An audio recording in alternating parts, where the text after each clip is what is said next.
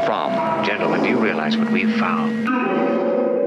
It came from outer space to fill the world with terror.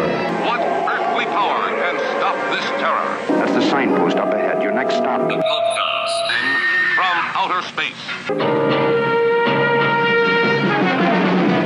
Press the red button and fire the nukes. And once again, it's the podcast from outer space with your boy Rob Scott. We got Adam Narlock, a.k.a. Teabag, a.k.a. Dr. A, in the house tonight. Hey guys, thanks for listening. And as always, it's Ryan Scott. Hello, everybody, and welcome back. Been a long time. Long time. And we're back for episode 59, where we're talking about none other than the Manhattan Project, boys. Manhattan? You want to take me with you? Yep, get the Big Daddy jokes out. Right out front. Get them out. Now, okay, Manhattan Project. Let's talk about this, guys, because... It happened nowhere near Manhattan. Yeah, well, there is some theories out there. Now, Manhattan Project, for those of you who missed history class that day... Who had to go to the bathroom every day. Yes, this was a scientific undertaking during World War II headed up by the United States, and the results of said project would go on to produce the first nuclear weapons. Are they still teaching this in school? No, I believe they are. I learned it in school. Did you guys not? I don't remember that. I don't think so. I think watching like the History Channel. I must have been in the bathroom that day. Yeah, well, we'll get to that. So the Manhattan Project officially began in 1939 and would grow to employ more than 130,000 people, costing nearly $2 billion, which is about $23 billion in today's money. Now, research and production took place in more than 30 sites across the U.S., the United Kingdom, and Canada, and the results of this undertaking, along with the men and women involved, would change the course of humanity and history forever. Now, what do we know? Any history buffs in the room tonight? What do we know about the Manhattan Project? You guys both said you missed the lesson in school? I think I did. I just basically know the basics of it, you know. Some nuclear testing, some nuclear bombs, some little boys. Which is great because I feel like you put Teabag's TLDL like right up at the top. And I think that's pretty much all he knows about is what you just said. No, the TLDL comes at the very end. Okay, well, I think this is a very nice summary. Let's save it till the very end. But yeah, we wanted to get to this episode because... I mean, this is steeped in... you guys have heard of this, correct? Yeah. Nuclear arms race. Yeah. Nuclear bombs. Little and boys, this is steeped in a lot of conspiracy theory lore. Like, we couldn't get to a lot of episodes without covering this first. I mean, this is just as linked in with, like, Jack Parsons. You remember we talked a lot about that? Mm-hmm. Rocket science. Yes, I did. Go check out that episode if you know nothing of that. And then get back to us as this takes place, a few years after, a little overlap there with Jack Parsons' saga. But honestly, as we get into this, basically, this story is like a giant umbrella, and it's filled with smaller, crazy stories. I mean, as I'm going through this stuff, I'm like, oh, this is an episode in itself. This is an episode in itself. Every story underlying the Manhattan Project could be an entire episode. Mm. I mean, we got numerous operations, and as we said, it's these events that ultimately decide the course of history in a major way. Am I right? No, am I right in that? Now, I wanted to discuss this because, like, the whole conspiracy aspect, you know how people say, like, the moon landing, like, they can never fake that. Not that I'm condoning that the moon landing was fake. I'm just saying that's an example. Well, it sounds like you're condoning it. It could potentially be filmed in a Hollywood basement. Yeah. If you listen to Red Hot Chili Peppers, maybe that's what you think. So, like, people say, like, oh, JFK assassination, 9/11, the government can never do this. They can never keep this under wraps, right? Government, yeah. I mean, an event on this scale, like the Manhattan Project, is an example where the government did do exactly that. Right under our noses. They kept all of this shit secret until they fucking dropped the nukes on Japan. Spoiler alert. We won. Yeah. I mean, this is up there with like moon landing, JFK, 9/11, the assassination of Archduke Ferdinand. Like, these events are major historical turning points, if you will. Yeah, but I feel like it's a little different in this case. Okay, Because they're developing nuclear weapons. They're not, until they actually dropped them. You know what I mean? Like but even the development is an insane... They're not killing someone in the process. Oh, actually, I guess they were. Yeah, we'll find out. But it's not like they assassinated a president to fucking develop a nuclear weapon. Yeah, well, they didn't assassinate a president to get onto the moon, did they? Well, did they get onto the moon? Well, that was... let's go with debatable. They did. Let's go with they did. Yeah, play along. That's a major turning point in history. Do we need to do a moon landing episode? I think we could. We'll pull the Instagram followers, the Loyal Legion. Okay. I'm just saying, this is up there with a major event of this caliber. Well, see, now you got me thinking, if we go back to the whole aliens thing, like, if the government is telling us about this stuff now, what aren't they telling us about? Boy guns? Well, see, this is what I'm looking at it as when you think of conspiracies like JFK and the moon landing, 9/11, those are events that happened and then become conspiracies after. Like, this was all the development that went into dropping those bombs in Japan. And then they were like, well, where the fuck did this come from? Surprise. Well, yeah, this was more on the level of Iran-Contra, where it was a conspiracy that was proven to be real. Okay. So that's where I'm... It's on that level. That's essentially what I'm getting at. Did that just cut out? No, it did not. Now, that's essentially what I'm getting at. It's just this is a major historical event. Now, again, this operation was huge. There's a ton of stuff to get to. So this will essentially be a highlight reel. Because I did initial drafts of this outline, and a lot of it was like, okay, I thought maybe it'd be interesting to discuss the science of a nuclear bomb. How a nuclear bomb is made. That's probably not good. Well, no, I'm not saying an anarchist cookbook over here, how to make a nuclear bomb. That's what it just sounded like you said. I feel like we'd get shut down. No, I'm saying, that's interesting, right? Like, how does a nuclear bomb work?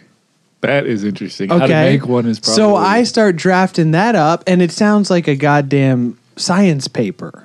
Not... Well, it basically is. Not entertaining cut and dry for our loyal legion. Sure. If that's what I'm getting at. So this is basically going to be a highlight reel of the Manhattan Project, outlining key events, and of course getting to the best, or I would say worst, stories. Because disclaimer right up top, guys, this is honestly, I'm thinking in my mind, the darkest we've ever gotten, probably will ever get, if I'm being honest.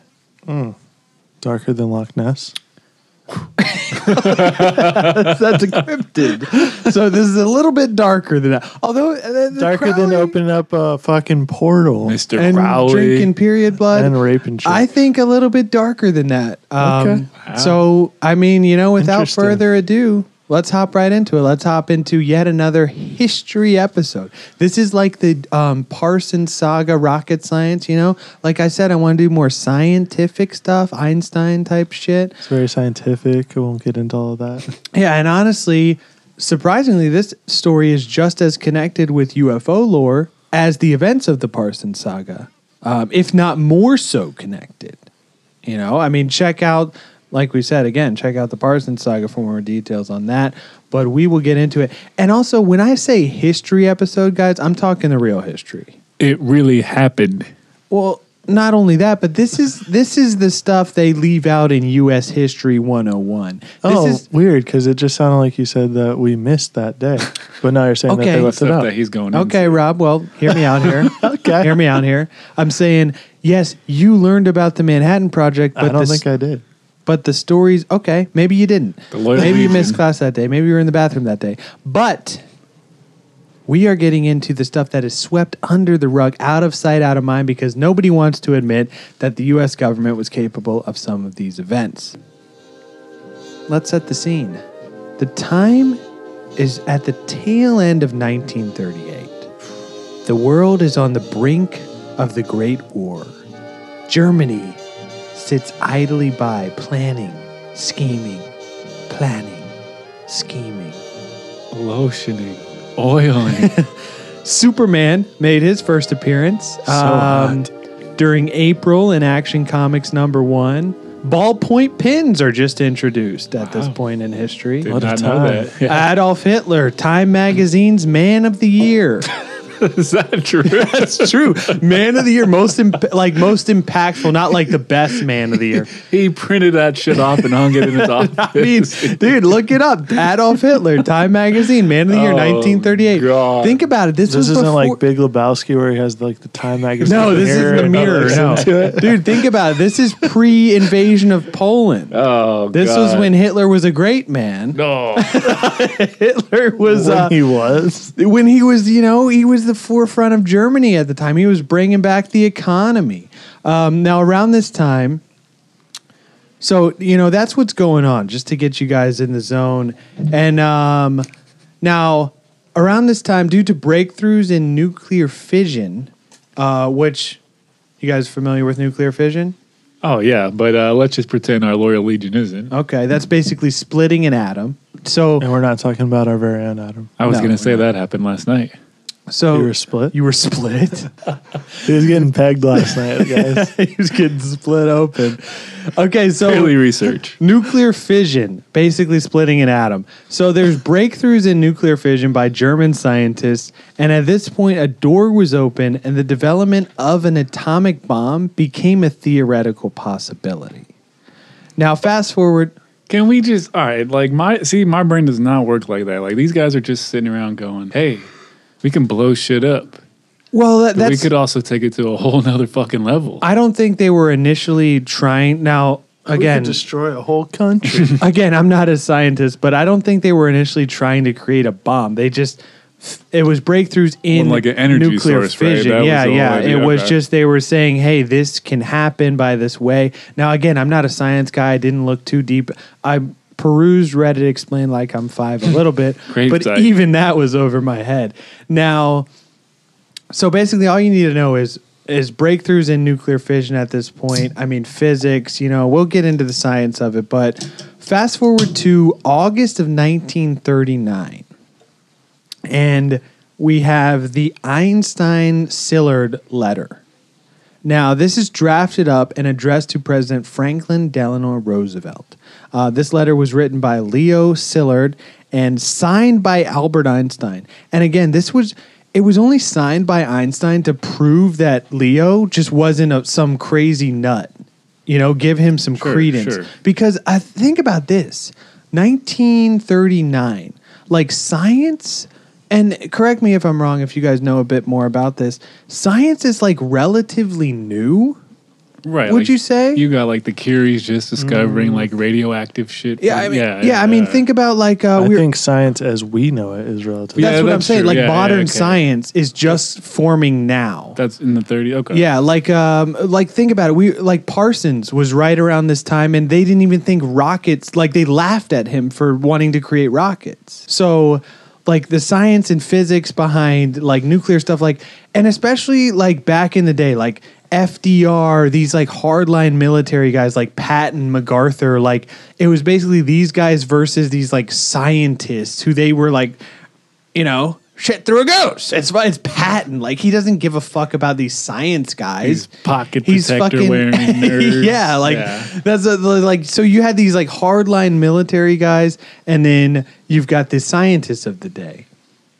Now, this letter basically told of a new field of physics that was showing that the element uranium could undergo nuclear fission with the resultant release of a great deal of energy, more or less warning that Germany might be well on their way to developing atomic bombs, urging the U.S. to start their own nuclear program. So, August, they write the letter. Now, what happened in September of 1939? Leave my people alone. Just what happened? What could have happened that the president would be distracted? Well, Germany decides to invade Poland. So the president's a little preoccupied, not able to read every letter that's coming across his desk. And also up until this point, as we were saying, Nazi Germany, they're not the evil as we know them as today. Did that make sense? They're not the evil Well, yeah. we know them as today. But they just invaded Poland. Well, yeah. I at mean, that moment, Well, yeah. yeah. There was concerns, there was red flags, there was warnings, but a lot of what went on, especially just the sheer numbers, concentration camps, Holocaust sort of stuff, like that didn't really become widely known until after the war. Sure, everybody was like isolationist at that time, right? And I mean, that was very like compartmentalized within the SS. And so when that happened, like the president automatically isn't like, oh my God, Germany's going to take over the world. But again, there was concerns, there was red flags. So the letter's written in August. Roosevelt finally gets it in October. And as these as the war goes on and these fears became more realized, the U.S. took steps to accelerate the research of Enrico Fermi and his colleagues, who were already looking into nuclear chain reactions and trying to acquire stockpiles of uranium ore, as according to Fermi's research, uranium would provide a possible source of bombs with a destructiveness vastly greater than anything now known. Now, some consider Enrico Fermi the father of the nuclear age, as he did win a Nobel Prize in Physics in 1938 for the discovery of new elements related to, at the time, unidentified fission process. But he also has an interesting paradox. Check out our episode on the Fermi paradox for more on that. So we're fucking in the weeds of it now, right? The letters crossed the desk. Now, few people at this time even believed the idea of an atomic bomb was possible. Some put the odds of success at 100,000 to 1. Even Fermi himself said their chances of success were remote. And one of the biggest problems that they ended up facing, what do we think that was? One of the problems that we're all facing, boys. Is the weight. In order to be an effective bomb, it had to be small enough to fit in a plane or at least some type of transportation. Now, Einstein originally thought they could at least transport this thing by boat and, blow up a lot of shit. But I think like one of the biggest problems they ended up facing in the duration of the Manhattan Project was making this thing small enough to fit inside a plane, be carried by plane, because obviously that's the most effective use of this thing. Am I right? Right you are. Now, Roosevelt, old FDR, polio we call him. No, we don't call him. You might call him that. So he took these warnings more and more seriously as time went on. And within a month, he had organized a research committee known as the Briggs Advisory Committee to explore the matter. Now, out of the Briggs... Or Bach. Yeah, out of the Briggs Committee came the S1 Uranium Committee. Suck. Some call it that. And by 1942, S1 had fully evolved into the Manhattan Project. Now, Roosevelt chose the Army to run the project as opposed to the Navy at the time because the Army had more experience with management of large-scale construction projects. As we'll find out, most of the costs, manpower, was around construction. I mean, they basically had to build secret towns for this shit. So most of the costs lied here, not making the actual bombs themselves. Now, he also agreed to coordinate the effort with that of the British, and on October 11th, he sent a message to Prime Minister Winston Churchill suggesting that they correspond on atomic matters. Now, again, this goes back to the manpower thing. Think about it. This was the days before cell phones. Days before Obviously. Days before email. 1939. Yeah, days before email. So most of the shit they're doing is by way of letter because they didn't want the radio transmissions getting intercepted. So they got to do all this shit by letter. Now We've been intercepting some radio transmissions tonight, boys. That's true, man. And my shit gets intercepted in the mail all the time, man. What do you mean? Like I have It's stuff. weed. No, yeah, because I get that in the mail. No, man. Like Maybe you're sending it. maybe. I'm just kidding. The I want to get you outgoing- on a list. Yeah, erase that. I don't know. Maybe it's the outgoing box. I don't know, man. I'm just supposed to have stuff coming in and it never shows up. And Are you then talking about email What are or you actual supposed- yeah, mail? what- like are you actual saying? mail, dog. Like it gets lost in the mail. What are you supposed to have coming in? No, like letters and stuff. People be like, "Hey, I sent you a letter." You got and I'm a like, Letters? Yeah, what the fuck Y'all are you don't talking? get mail letters in the fucking mail. Do y'all not check your mail anymore? I don't like waiting at the mailbox and I don't- expecting. and I don't Hey, you have don't get stuff coming in. Yes, you do. You get shit shipped to you all the time. Yeah, that's a package. Okay, Not- what if someone intercepted your package? That's never happened. Never once. No. Even That's with all false. them packaged. Oh, Remember how really? many times we had to go back to the old apartment because you sent it there on accident? Well, that's on Okay, my well, end. all right, That's well. not somebody didn't intercept it that. got intercepted because we went there and Yeah, the lady remember didn't that have it. lady's dog ate it or whatever. Okay, this isn't on me. What is your? You have. We're not saying it's on you. What if the fucking mailman loses a letter between D.C. and England and the Germans find it? Exactly. That's why they. That's what I'm saying. That's the whole point I'm trying to make. There we go. And you guys act like I'm crazy. No, I'm just saying you're crazy for having letters that you expect You from guys God don't knows still where. send letters to people, send postcards when you go places? Postcards, maybe, but they've never been You intercepted. don't know that. Okay, wow.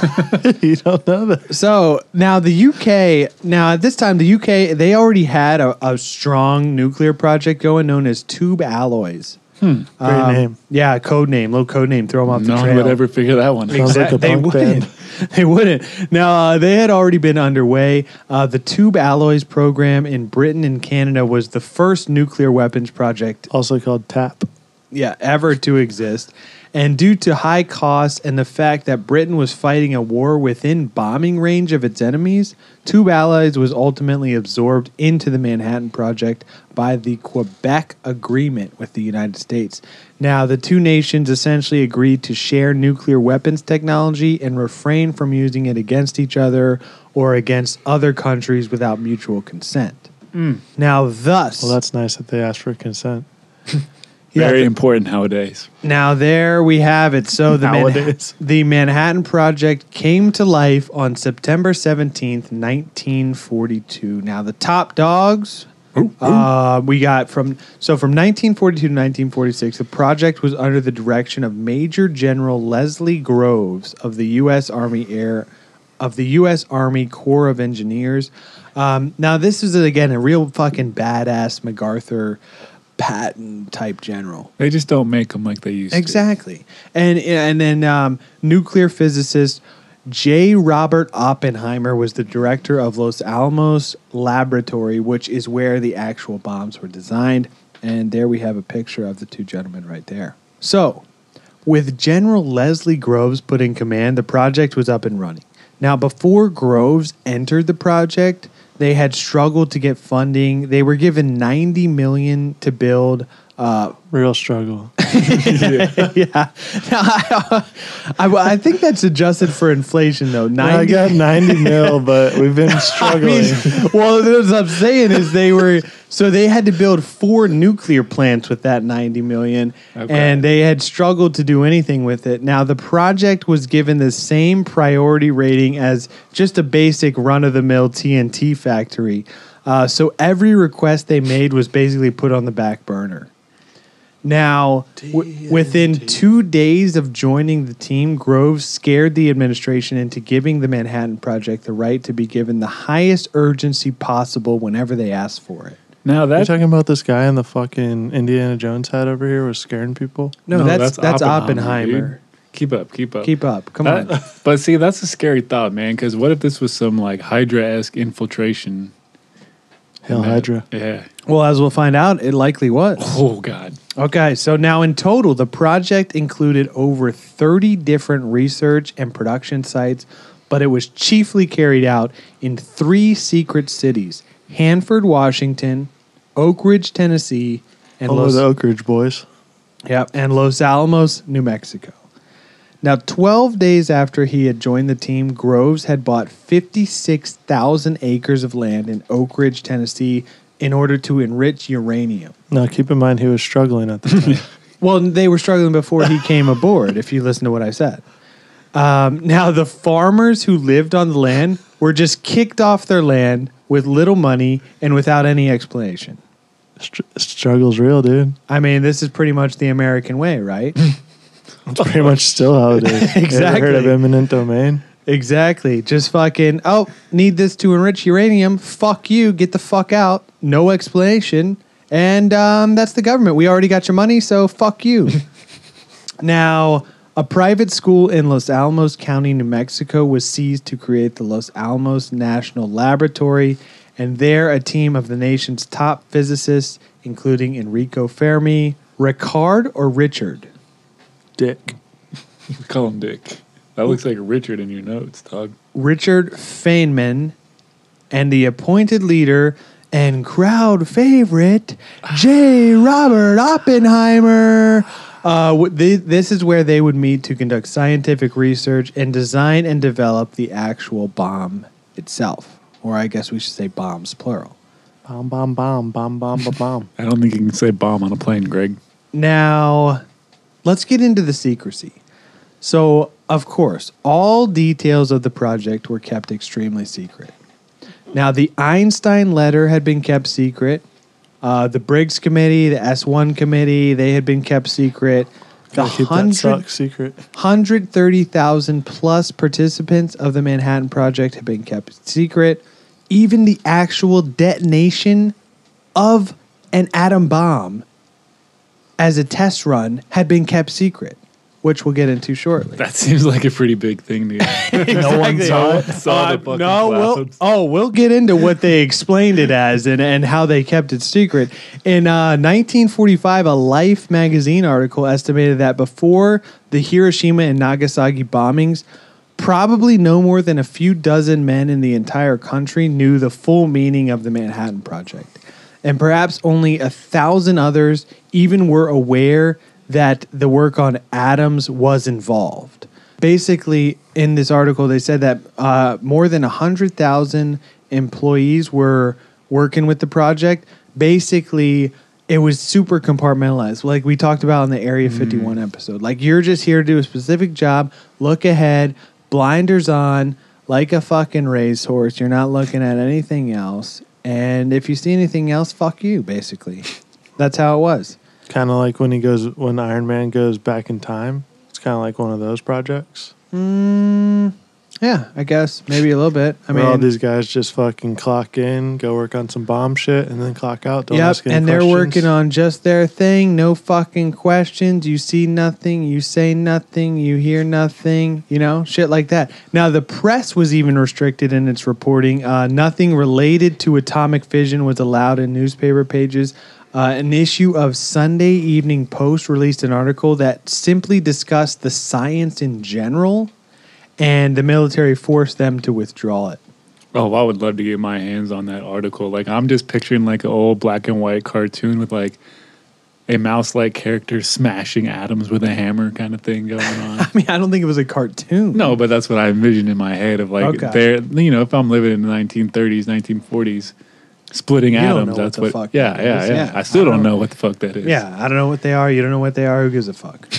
Now, in Los Alamos, security was tightest of all. Even the scientists whose letter had started the Manhattan Project, Einstein and Szilard, were all but barred from entering. Einstein was even cut out altogether. The military ruled him unfit to handle highly secret matters in connection with national defense, issuing a military memo that declared, Professor Einstein is an extreme radical connected with extreme communist activities. Again, Dan Aykroyd. That's all I can do. All he can do is the Grinch. Now, okay, so again, we got to remember, this is a different time. The whole communist thing was taken extremely seriously. Sure. Scare? I mean, yeah. Look at what happened in Europe with fascism. And this was basically in the span of a few years, it seemed, to people on the outside, you know? I mean, people, or I guess we should say governments, were scared shitless of these ideologies. And I mean, hell, we're still fighting ideologies to this day. Sure. Ideologies are some of the most dangerous things in existence. People are afraid of what they don't know or understand, man, definitely. And these, communist shit like that, like they thought, oh my God, this is going to take over the whole country. This is, again, like I said, umbrella containing a bunch of crazy stories. This is one of those crazy stories. So let's get to you guys ever heard of old Gene Tatlock? think that's how you say the name. Gene I have Tatlock. not. Gene Wilder, Tatlock. though. I know him. Okay, this is another Gene. So this is the story of Gene Tatlock. She was a psychiatrist and physician, also a known member of the Communist Party of America, as she wrote for the Western Worker, a Communist Party newspaper. Now, her and old Oppenheimer, they had similar political views back in the day, and they were banging it out. You know, they hooked up. The political views or each other? Each other. They Yes. hooked up. They met because of the political views. Now they hooked up, and Tatlock ended up breaking up with Oppenheimer in 1939. However, they continued seeing each other after he had become involved with Kitty Harrison, Kitty Cat? whom he married in November 1st, 1940. Now, obviously, this contact with a goddamn communist became an issue, Sure. as he's working on one of the most secret projects to ever exist in the United States government. Sounds like that's not the only thing he's working on. Now, throughout the development of the atomic bomb, Oppenheimer was under investigation by both the FBI and the Manhattan Project's internal security team for his past associations. And Kitty Harrison, probably. Well, actually, I don't think she really gave a fuck. Probably had that pussy juice.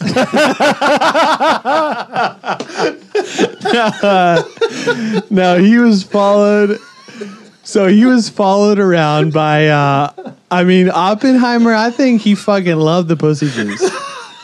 Clearly. Clearly. Married a woman named Kitty. You know he loves it. And then he's banging out Gene on the side. Old Gene. These scientists are fucking insane playboys. It's purely for the sake of science, though. It is. Now, okay, so he's under surveillance by the FBI and the Manhattan Project. Now, he was followed by Army security agents during a trip to California in June of 1943 to visit Tatlock, whom he likely banged out. Now, he was, Tatlock at the time was suffering from depression, we'll say. Wasn't getting enough of that vitamin D. I guess not. Old Oppenheimer wasn't enough for her. Now, on January 5th, 1944, her father arrived at her apartment and there was no response to his ringing the doorbell. He climbed through a window and found her lying on a pile of cushions in the bathroom with her head submerged in a partially filled bathtub. Now, there was an unsigned suicide note which read, I am disgusted with everything. To those who love me and help me, all love and courage. I wanted to live and to give, and I got paralyzed somehow. I tried like hell to understand, and I couldn't. I think I would have been a liability all my life. At least I could take away the burden of a paralyzed soul from a fighting world. now the ultimate ruling on her death was suicide, motive unknown. Now, in the coroner report, it was found that Tatlock had eaten a full meal shortly before her death, and she had taken some barbiturates. However, not a fatal dose. Traces of chloral hydrate were found, a drug normally associated with a Mickey Finn, when combined with alcohol. But there was no alcohol in her blood, despite damage to her pancreas that indicated she was a heavy drinker. Based off that rationale, it is likely that she knelt over the bathtub, took chloral hydrate, and plunged her head into the water. That's what they want you to think. Exactly. Now, we need a shirt of your face that says that's what they want you to think. Okay. Now, there has been, at times, speculation by historians and even Tatlock's brother as to whether her death was truly a suicide. Sounds like that guy what was that guy's name? That just, Epstein? yeah, suicide. Oh, yeah, suicide by 2 gunshots to the back of the head. That's what this is sounding like. I know there was some suspicious circumstances. Now, the theory is obviously that she was murdered by intelligence agents working for the Manhattan Project. You know, can't have Oppenheimer leaking any info to this broad he's banging, who's a communist, a known communist. One doctor even observed that if you were clever and wanted to kill someone, this is the way you would do it. So, fellas, if you have one of those stage 5 clingers, just mention that she's a communist. Get her off your back. Well, this isn't the 1940s anymore, Teabag. Or is it? We can't just fucking go around killing everybody with barbiturates. Yeah, you just gotta shoot him in the back of the head, apparently. Now, That's how we do it nowadays. so this is just like, I thought this story was just interesting to throw in. I mean, that's a little crazy side note, you know. And I mean, this again goes back to the communist thing. If she was in fact killed by the government, they're taking this communist stuff very seriously. Now, even the counter-ops, like the Manhattan Project was also charged with gathering intelligence on German nuclear weapons projects. So through Operation Alsos, Manhattan Project personnel served in Europe behind enemy lines where they gathered nuclear materials, documents, and rounded up German scientists. Now, despite all of the Manhattan Project's tight security, Soviet atomic spies still were able to successfully penetrate both Tube Alloy's program and the Manhattan Project. So despite all this security, Merc and commies, they still fucking got their way in there, you know, doing research, which probably likely led to the arms race in the Cold War. So, you know, not to get too deep into the science stuff, let's get into some of the weapons developed. Now, 2 types of atomic bombs were developed concurrently during the war. A simple 2 wars. 2 bombs. Now, a simple gun-type fission weapon and a more complex implosion-type nuclear weapon in order to detonate plutonium. In what would be known as the Frisch-Perls Memorandum, so this memorandum was basically the first technical exposition of a practical nuclear weapon. This was written by 2 expat German physicists in March of 1940 while they were both working for Britain during World War II. So in this memorandum, it is written that The energy liberated in the explosion of such a super bomb is about the same as that produced by the explosion of 1,000 tons of dynamite. It will, for an instant, produce a temperature comparable to that in the interior of the sun. Now, I will say they were a little off on that estimate. Not necessarily the interior of the sun, more like the surface of the sun. Still hot as hell. Yeah, we'll get into that a little bit later. Now, they also warned that a nuclear bomb would emit radioactive material that wind could spread around the world, and they were trying just to explain how horrific these results could be. And in that, they claimed, Even for days after the explosion, any person entering the affected area will be killed. So let's just keep working on it, guys. So I mean, that was just a warning of what this type of weapon could be. Now, by 1944, the scientists were well on their way to developing this thing. And of course, they got to test it out. Oh, of course. You got to do a test run, right? Sure. Now, let's get into the Trinity test. So the search for a suitable test site began in May of 1944. Now, the site needed to be a couple things, all right? There's a couple things they need. It needed to be relatively flat, needed to be isolated from populated areas, and close to Los Alamos. So a section of land near Alamogordo in south-central New Mexico was chosen and codenamed Trinity. And it is in this spot on July 16th, 1945 at 5:29 a.m. Mountain Time, a plutonium bomb known as the Gadget was detonated, and the world would go on to enter the nuclear age. The explosion created a crater which measured nearly 2,400 feet across and was equivalent to about 20,000 tons of TNT. The blast itself climbed to heights of 8,000 feet in a matter of a fraction of a second. The shockwave of the atomic bomb ripped from the inside of the empty desert in New Mexico all the way to Albuquerque. The heat produced was hot enough to vaporize steel. Okay, at 5:30 in the morning, nobody noticed this big-ass explosion. Hey, we'll get into All right. it. We'll get into it. People notice. You bet your ass people notice. I was going to say. How nuclear physicist Herbert J. Anderson and a driver And his driver inspected the Trinity blast site shortly after the bomb had detonated, and he announced that the area had turned into a sea of green as a layer of small glassy beads covered the crater. This substance is known as trinitite. Makes sense after Trinity. Okay. Yeah. Okay. That's cool, man. Let's just blow up an area and you get a element named after you. Well, I don't think it's an element. It Material. was glass Sorry. from it. Like the sand was turned to glass from the heat, and people took this as souvenirs, even though some of it was still pretty radioactive.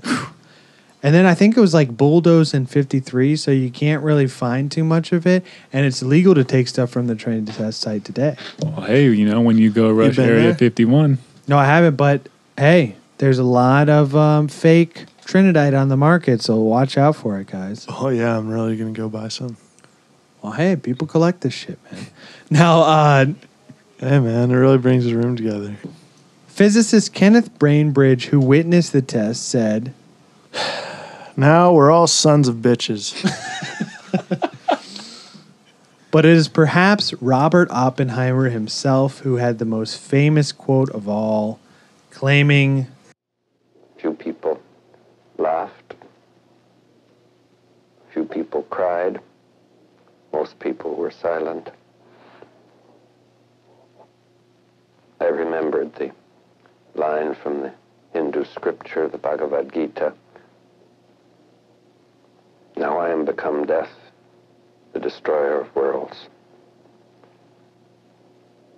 I suppose we all thought that one way or another. the line from the Bhagavad Gita, now I am become death, destroyer of worlds. Crazy for that one. Now back to the whole like secrecy, keeping this shit under wraps thing. So Teabag, as Great you were movie, saying, by the way. Teabag, as you were saying, civilians noticed bright lights and a huge explosion. Now, perhaps the most notable account that I found was that of Georgia Green, who was being driven to Albuquerque for class at the University of Mexico by her brother-in-law. At 5 a.m. Well, maybe the class was like 7. She's driven up to Commute, Albuquerque. sure. When the blast went off, she asked, "What was that?" Now, why is this so notable, you might ask? Well, Georgia Green was blind. Whoa. You just dropped an atomic bomb on my brain, dude. Even a blind woman in Albuquerque noticed the blast. Now, Maybe her other senses were heightened. I don't know. Even a blind squirrel I mean, finds even a nut, dude. that's a little crazy to me. Even a blind lady noticing the blast. So Groves. So obviously people see this now. Groves, the general in charge, he had the 2nd Air Force issue a press release with a cover story that they had prepared weeks before. On July 16th, the commanding officer of the Alamogordo Army Air Base made the following statement. Several inquiries have been received concerning a heavy explosion which occurred on the Alamogordo Air Base reservation this morning. A remotely located ammunition magazine containing a considerable amount of high explosives and pyrotechnics exploded. There was no loss of life or injury to anyone, and the property damage outside of the explosive magazine was negligible. Weather conditions affecting the content of gas shells exploded by the blast make it desirable for the Army to evacuate temporarily a few civilians from their homes. So hey, we just left a little can of explosives laying around, just went off. Big deal. Yeah, just a couple of them. No one died, so it's fine. Hey, just a little bit of explosive, little box laying around, went off. Don't worry about that glass. So that was Remotely located. Yeah, we just keep ammunition out in the desert, so yeah, so that just went off. Not a big deal. It's hot out here. Don't worry. A blind lady saw the blast. So by this point, they knew they were fucking onto something. They knew they had something big. Now, many of the scientists who helped in the process of producing the bomb were against its use and argued to the end that the bomb should not be used for ethical reasons. Business ethics. Now, there was also a fear of the impending arms race that would develop. However, many other scientists felt, hey, the U.S. isn't attacking Japan. We're defending ourselves on a country who attacked us first, i.e. Pearl Harbor. Was it over when the Germans bombed Pearl Harbor? Hell no. And it ain't over now. So an atomic bomb was considered. So, yes, there was the scientists arguing, hey, we shouldn't use it for ethical reasons. This is going to start a whole fucking world of trouble. A world war, you might say. Yeah. Or there were scientists saying, hey, this is the bomb to end all wars. Nobody's going to want to fuck with us after this. Okay, but this is still... this is like you come in and dump a cup of water on my head while I'm sleeping, and I go in and like just take everything out of your room and like reassemble it on the roof or like kill your wife or something. Like that's what I feel like, dude. Yeah, it's like Put strings all over your room, make a dummy out of your clothes. We took it to like a whole nother level. Yeah, it's like so there's arguments on both sides for this thing before we actually dropped it. And some were saying, hey, an atomic bomb was a primary alternative to the land invasion of mainland Japan. You know, I saw somewhere that like they manufactured like hundreds of thousands of Purple Hearts just in preparation for the invasion of mainland Japan. So despite all arguments for or against the bomb's use, less than 30 days later, the bomb was put to use on August 6, 1945. The first atomic bomb was dropped on Hiroshima, and 3 days later, a second was dropped on Nagasaki. Now, Little Boy was carried by the B-29 bomber Enola Gay and dropped over Hiroshima on August 6, 1945, resulting in the immediate or delayed deaths of nearly 140,000 people. And on August 9th, Fat Man was released from another B-29 over Nagasaki, and it is estimated that anywhere from 39,000 to 80,000 were killed in the Nagasaki bombing. Now, Japan surrendered unconditionally on August 15th, 1945. It took them a whole nother week to Well, I mean, didn't they threaten Tokyo after that, though? I'm not sure. I think that's why they surrendered. Yeah, I mean, I know that they dropped the initial one on Hiroshima, and the emperor, like, they gave the emperor surrender terms, and he was like, fuck no, I'm still not surrendering. And then they dropped the one on Nagasaki, and he was like, okay. Give me a week. Let me sleep on it. Don't drop another one. Now, after the bomb went off, Hiroshima was transformed for a brief moment into a vision of hell. When Little Boy exploded 750 yards above Hiroshima on the Monday morning, a great light filled the sky. A deafening roar rolled across the city as the speed of the blast was twice as fast as the speed of sound.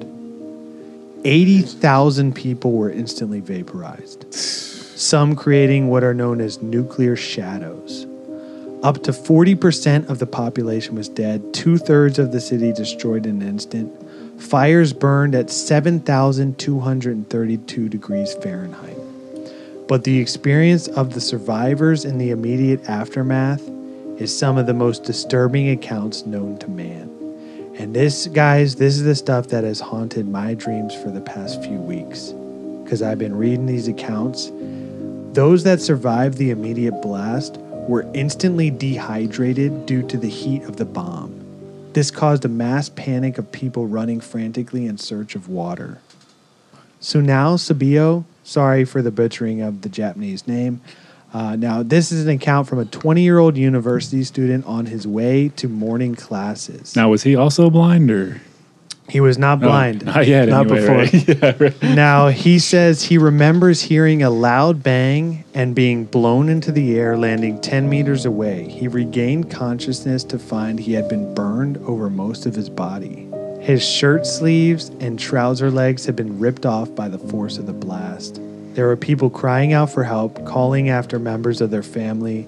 He says, I saw a schoolgirl with her eye hanging out of its socket. Ugh. People looked like ghosts, bleeding and trying to walk before collapsing. Some had lost limbs. There were charred bodies everywhere, including in the river. I looked down and saw a man clutching a hole in his stomach, trying to keep his organs from spilling out. The smell of burning flesh was overpowering. Jesus. Now, Charles Pellegrino wrote a book, Related called to San Pellegrino? I don't think he is. But he wrote a book called The Last Train to Hiroshima, and he researched thousands of eyewitness statements. And little disclaimer, it actually did come out that some of his sources were unreliable, but from what I read, that seemed to be mostly a guy who claimed to be part of the Enola Gay crew who was not. So a lot of the accounts in this book, I mean, if you get your hands on this book, it's actually out of print now, but it's a very interesting book. And one of the horrors witnessed by survivors that he writes about were the ant-walking alligators. Now, these were creatures of the blast that were said to be neither human nor animal, neither living nor dead.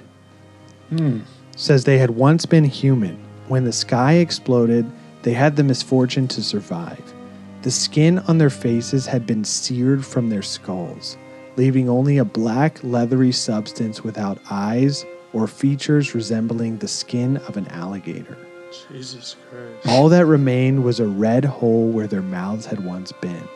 They staggered about on the outskirts of Hiroshima, avoided by other survivors. The real horror was the sound they made. According to the book, he says the alligator people did not scream.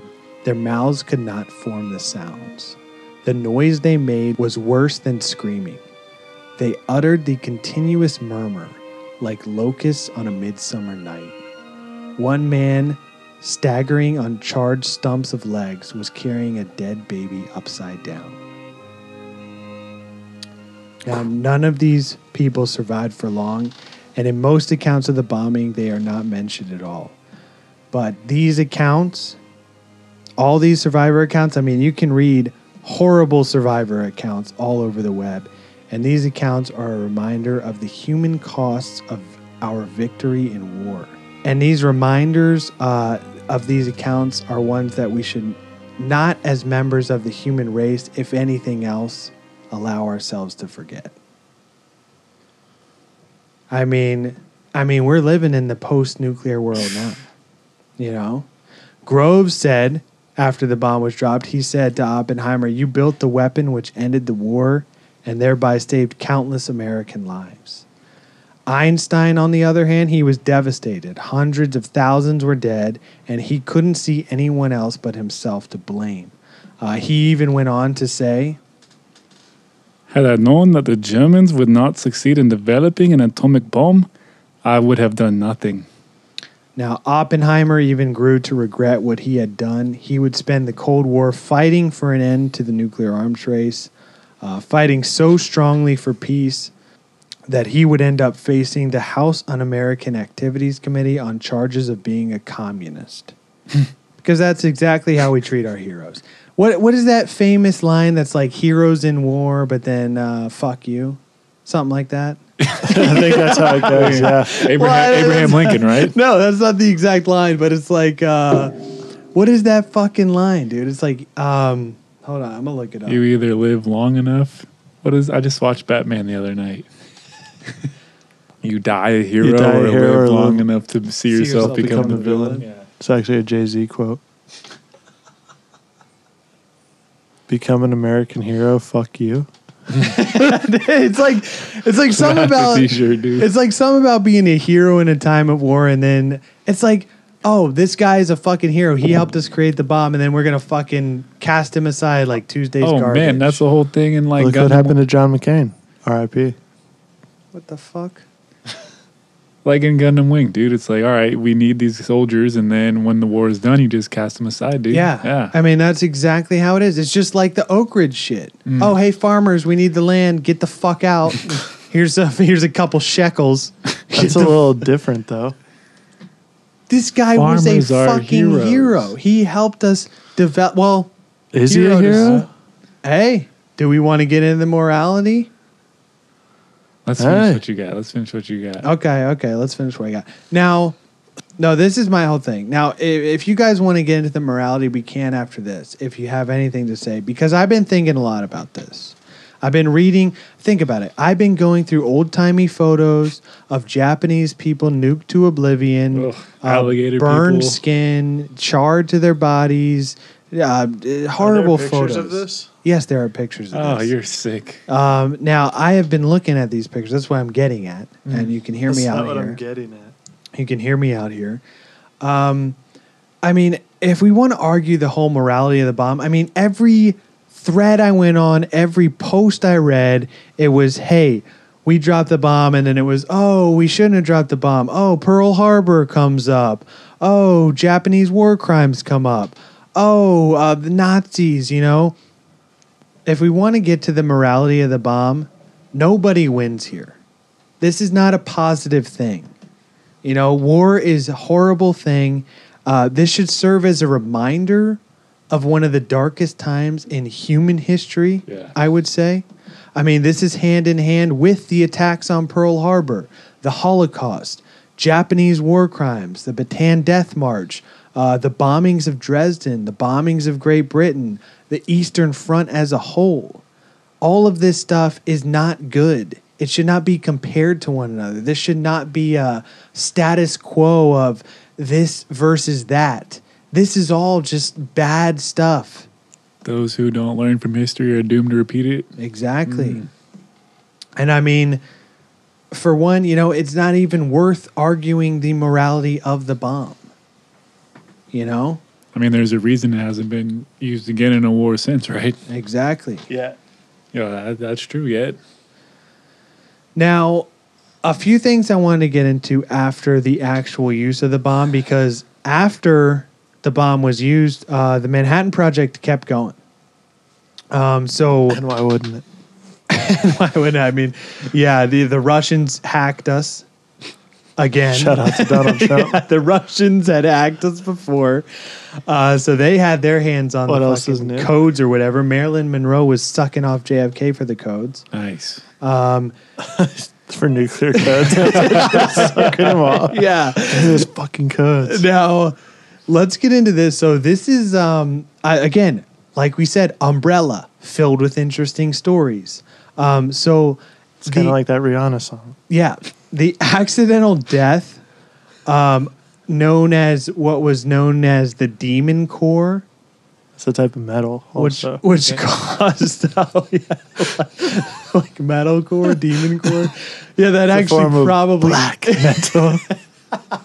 probably. So no, honestly, here we go. Hear me out, guys. Let's get off the black metal joke for a minute. I'm frankly shocked and surprised that more scientists didn't die in this way. Like accidental explosions. Yeah, That think you- about that it. They you were know of. fucking around with No one had nuclear done this shit. before. They're fucking around with nuclear shit, and they have a deadline. They're in a fucking war zone saying, I mean, not in a war zone, but they're in the time of There's a war. crunch. You guys need, Leslie Groves is over there. You guys need to get me that fucking bomb. And, you know, they're fucking under an urgency of work and What do you think they're extreme- going to tell anyone about that? Like, well, a couple scientists died today blowing themselves up.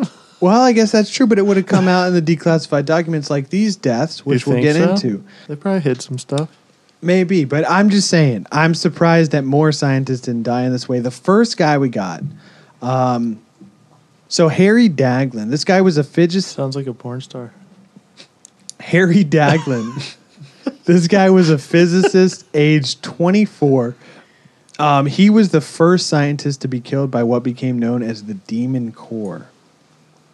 During an experiment on August 21st, 1945, Daglin was attempting to build a neutron reflector manually by stacking a set of 9-pound tungsten carbide bricks around a plutonium core. He was moving the final brick over the assembly. Neutron counters alerted Daglin to the fact that the addition of that brick would render the system supercritical.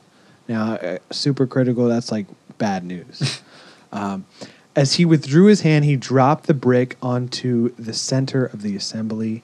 And since the assembly was nearly in the critical state, the accidental addition of that brick caused the reaction to go immediately into a prompt critical region of neutronic behavior. This resulted in a criticality accident. This dude is basically playing like nuclear Jenga. Yes. Okay. I mean, essentially, this is what we get into with both of these accidents. So Moving this bricks. guy, he reacted immediately after the dropping the brick and attempted to knock the brick off the assembly without success. So he's just hitting a fucking full-on radioactive brick. And he was forced to disassemble part of the tungsten carbide pile in order to halt the reaction. Now, Dolgan was estimated to have received a dose of 510 REM. 10 REM, I think, is fatal. Jeez. It's like, I think that's what I was reading. I mean, I honestly don't understand a lot about this. Maybe if you guys are scientists out there, you can enlighten me. But this guy received a dose of 510 REM of neutron radiation. Now, despite intensive medical care, he developed symptoms of severe radiation poisoning. He fell into a coma and died 25 days after the accident on September 15th, 1945. He became the first known fatality caused by a criticality accident. It was radiation poisoning. Jesus Christ. This is a fucking American hero right here. And how do we treat our heroes? This guy's a hero because he's fucking dropping bricks in the lab. This dude is playing Jenga. This guy's weaving your blanket of freedom, dude. That's what they want you to think. Again, the classic line. They're not Okay. going to release the truth for you. All right, so next up we got Louis Slotin. These are made up names. Is that how you would say that? Louis Slotin. Louis Slotin. I don't know. Louis Slotin, forgive me.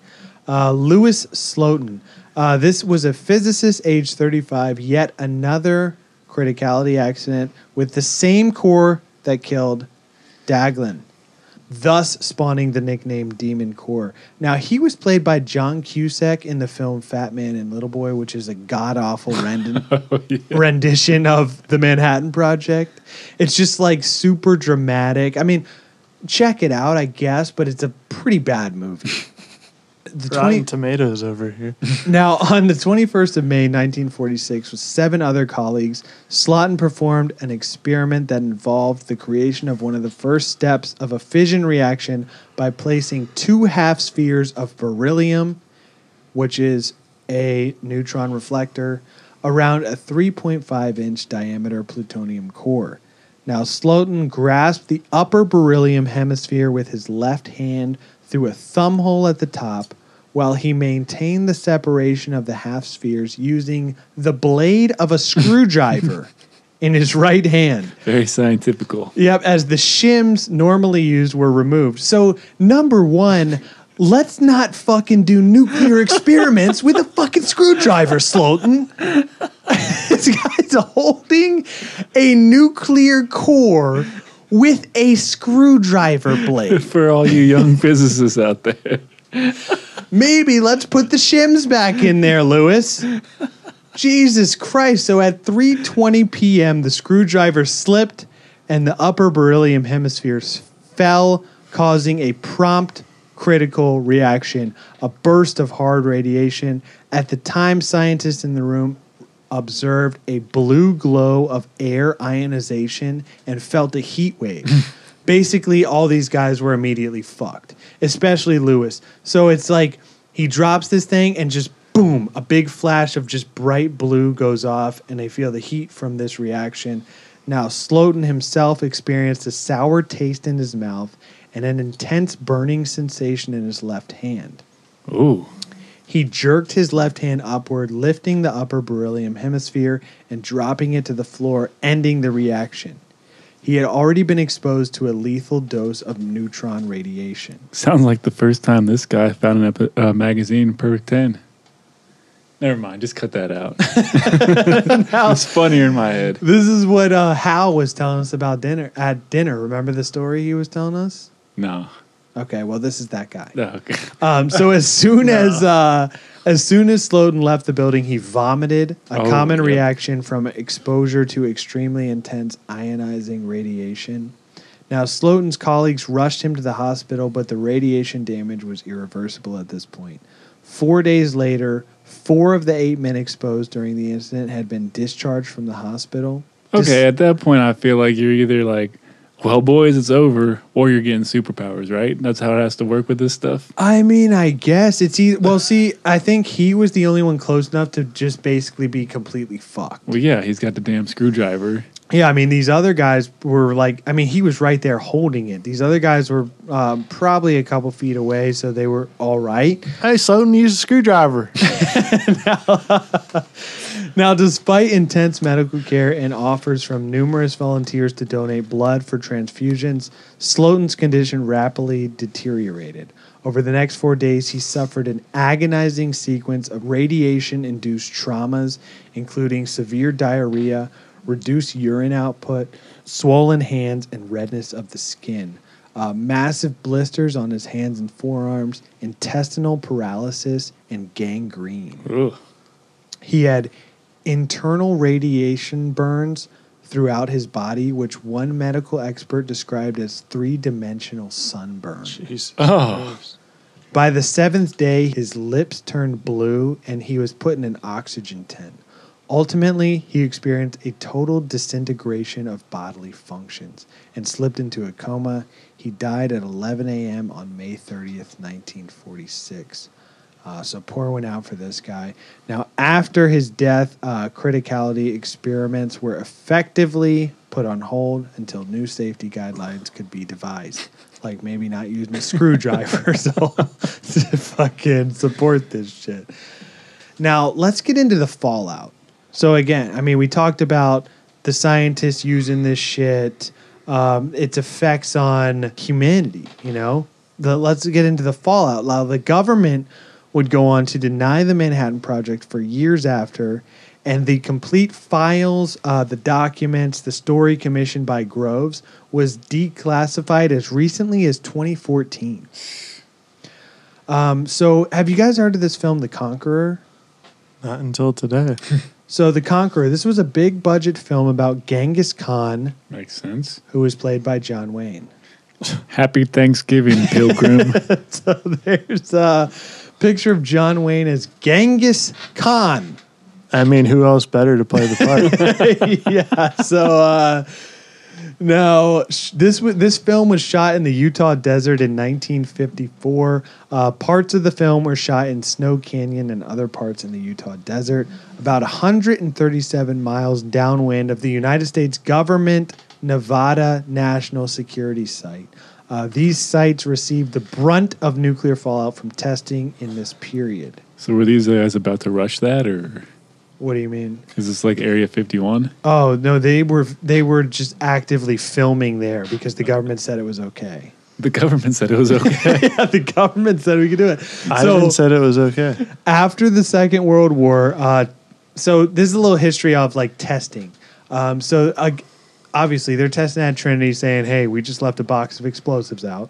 After the Second World War, testing shifted into the Southern Pacific Ocean on the grounds of public safety. Yeah. Yeah, let's We'll just just test it blow up the ocean. in the ocean. No chance it'll wash ashore. This is like Bikini Atoll and all that. Yeah, Got it, exactly. Got it. Oh, see, you do know a little bit about A little this. bit. See, you're holding out on me, T-Bag. Ah. Now, with the war in Korea escalating, and rivalry with the Soviet Union, this shifted it back to the U.S. mainland for greater security. So the Atomic Energy Commission, which ran the nuclear program, selected a government-owned bombing and gunnery range in Nevada, partly because winds would blow radiological hazards away from Las Vegas and Los Angeles towards virtually uninhabitable land, downwind to the west.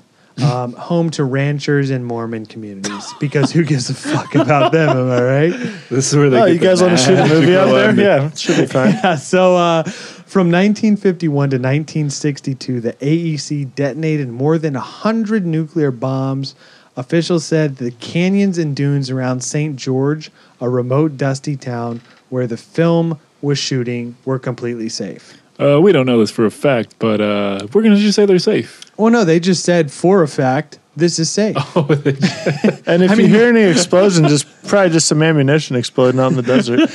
So now there's a picture from this film of John Wayne and his sons with a Geiger counter. Now, this Geiger counter is said to have crackled so loudly that Wayne thought it was broken. The star, by all accounts, shrugged it off. Who gives a fuck? It's fucking John Wayne. Now, The Conqueror was seen as a cinematic failure, but became infamous as the film which allegedly killed John Wayne. Dick Powell, who was the director of the film, got lymph cancer and died in 1963. The same year, Pedro Armendariz, a Mexican actor who played Khan's right-hand man, shot himself after being diagnosed with terminal cancer. Jesus Christ. Susan Hayward, who was the leading actress, died of brain cancer in 1975. Yikes.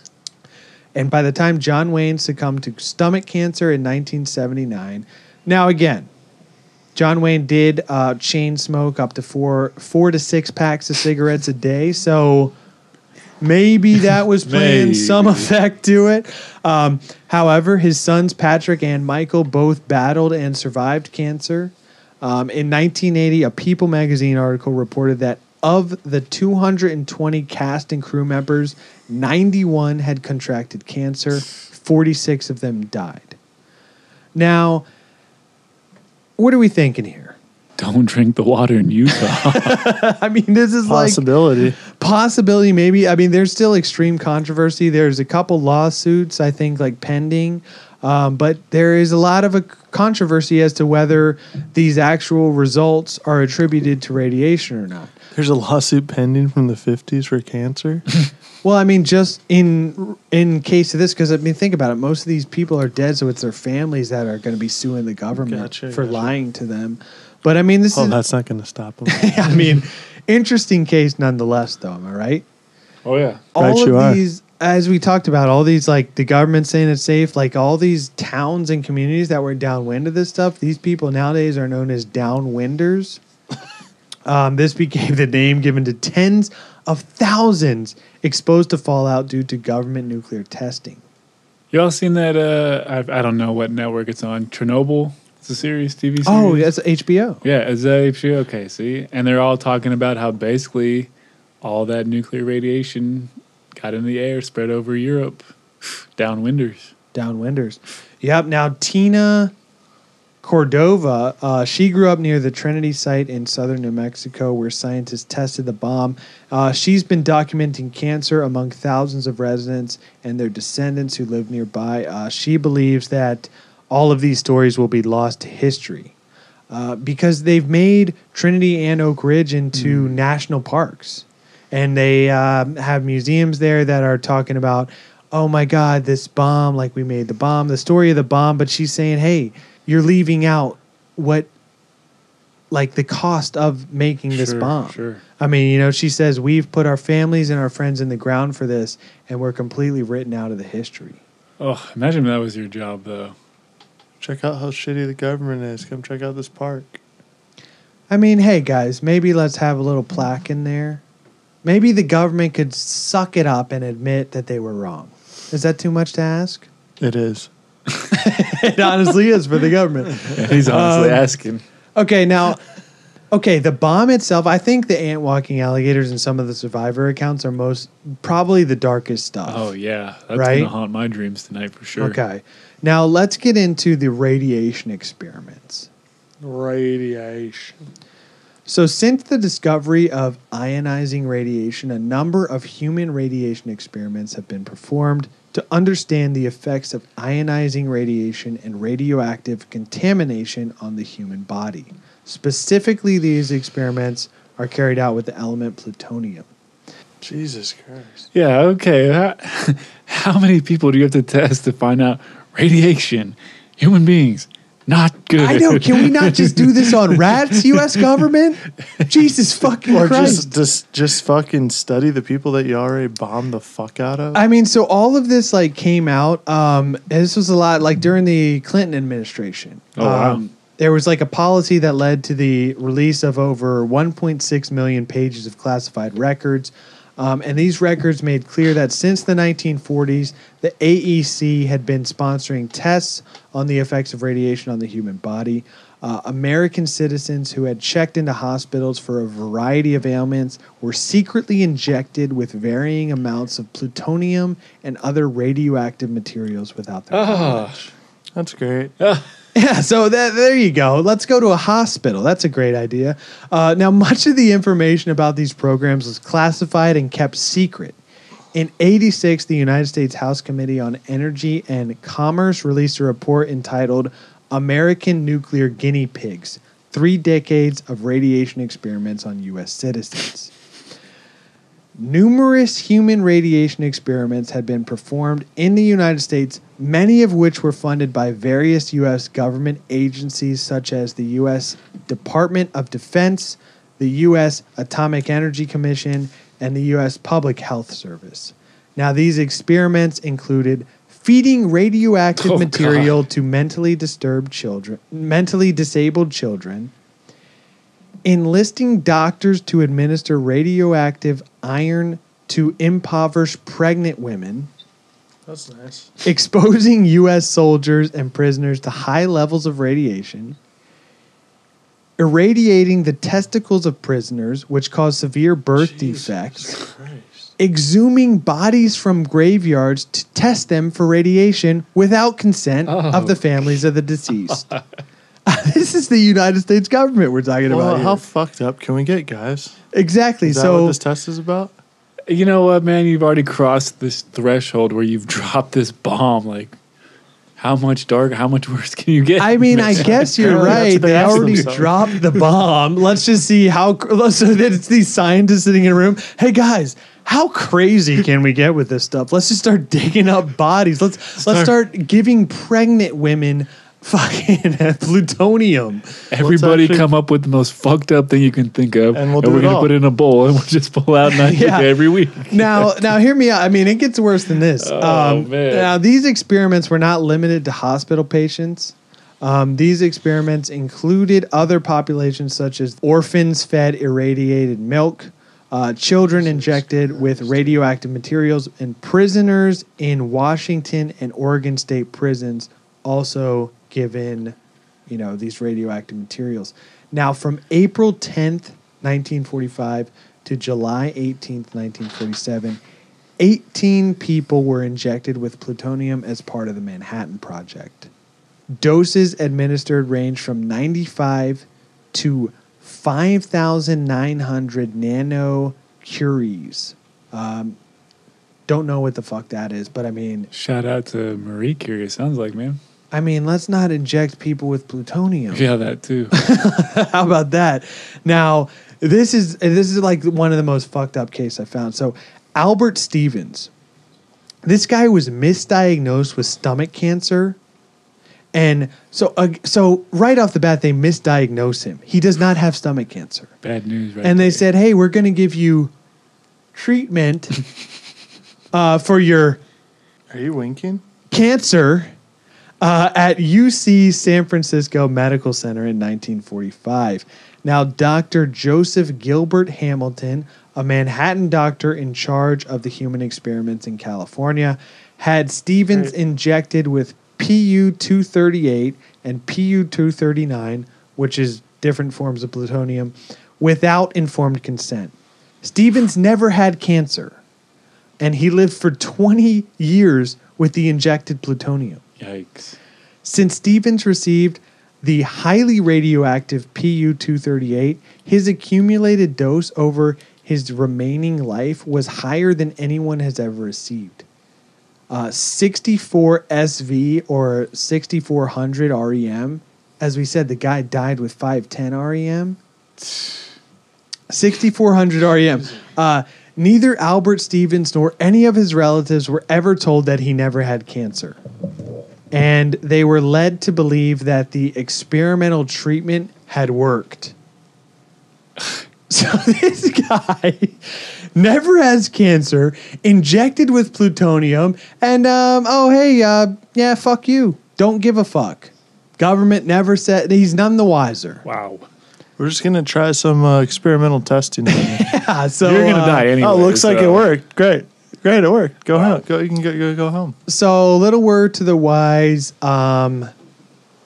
maybe we can't even trust hospitals at this point. Eastern medicine is where it's at, people. Exactly. I mean, drink some kombucha. Or matcha. Yeah, make some golden milk. Yeah. Eat some turmeric, and you're good to go. A little Now- ginger in there. Real quickly, I just want to discuss a few of the conspiracy theories with you guys. Get your thoughts on that. Sure. So, again, we talked about this one being connected with UFO lore, and this will be a little preview of our next episode. Because we couldn't rightfully do our next episode without prefacing it with this. Because when we created this nuclear technology, as we said, this is when the aliens said, hey, look, these guys have nuclear shit. We need to fucking do something about this. We need to go down there and visit them. And then we got the fucking Roswell crash in 47. Okay, well, let me pick your brain on this. Okay. Is this like Prometheus bringing us fire? Exactly. I was, exactly like you were discussing on our Foo Fighters episode, right? Yeah. You were saying maybe the aliens wanted us to have this technology. Maybe so they what? gave it to us. Yeah. They bless Einstein with this. Maybe they helped Einstein write this letter. Abducted him, gave him some ideas. Yeah, or Einstein's like Adam waiting for these letters that he's never getting. okay. Now, again, some people also say the Manhattan Project was not the nuclear bombs at all, but it's an underground bunker under Central Park in New York City where they have alien species living. They say Hitler was given asylum there. A lot Man of of shit the like year, that. you know? Yeah. Men in Black status right there, man. Yeah. Okay. What are we thinking there? Highly Yeah, unlikely. you guys will spend more Gotta time dive into that. Yeah. Now, and then another. Now, this is the last one we'll get into, but so another conspiracy theory is the atomic bomb itself. Those bombs we dropped on Hiroshima and Nagasaki, those weren't atomic bombs. That was just a fuckload of dynamite. Because who knows what an atomic bomb even is? We just said we had the atomic bomb to scare the fucking Russians.